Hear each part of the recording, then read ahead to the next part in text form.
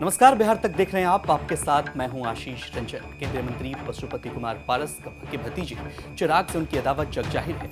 LJP supremo Ramvilas Paswan की मौत के बाद पार्टी की विरासत को लेकर चाचा भतीजे के बीच लड़ाई जारी है। दिलों की दूरी ने पार्टी और परिवार में भी लकीरें खींच दी है। रामविलास पासवान की पार्टी और परिवार की लड़ाई और अदावत अब लगातार दिख रही है, जब केंद्रीय मंत्री पशुपति पारस ने चिराग पर हमले से आगे बढ़ते हुए सीधे रामविलास पासवान की पत्नी और चिराग की मां को चुनौती दे दी।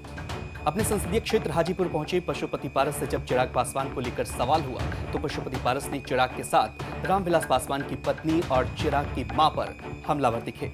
संसदीय क्षेत्र हाजीपुर में भतीजे चिराग की बढ़ती गतिविधियों से भर के पारस ने कह दिया कि चाहे चिराग चुनाव लड़ लें या उनकी मां चुनावी मैदान में आ जाएं, कोई लड़ाई के लिए हमेशा तैयार हैं।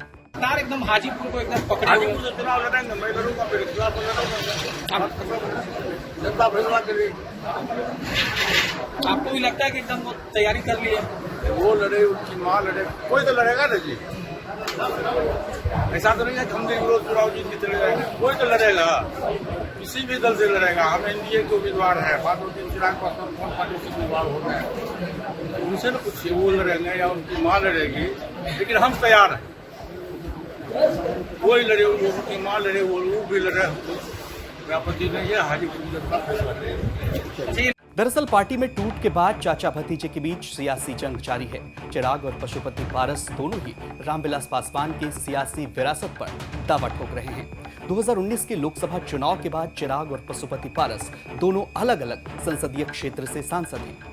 पारस केंद्र में मंत्री हैं तो चिराग सियासी ठिकाने की तलाश में हैं।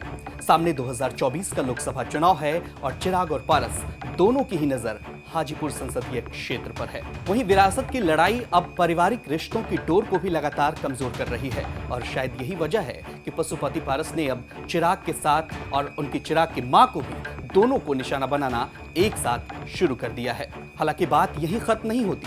चिराग की बीजेपी से लगातार दोस्ती भी बढ़ रही है। कई मौकों पर चिराग ने खुले मन से पीएम मोदी की तारीफ भी कर दी।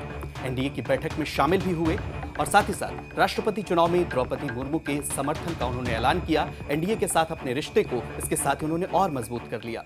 ऐसे में उनके चाचा द्वारा हाजीपुर सीट पर दावा ठोकना और उस चिराग को चुनौती देना जो एनडीए के बेहद करीब जा रहे हैं, मामला थोड़ा पेचीदा लगता है।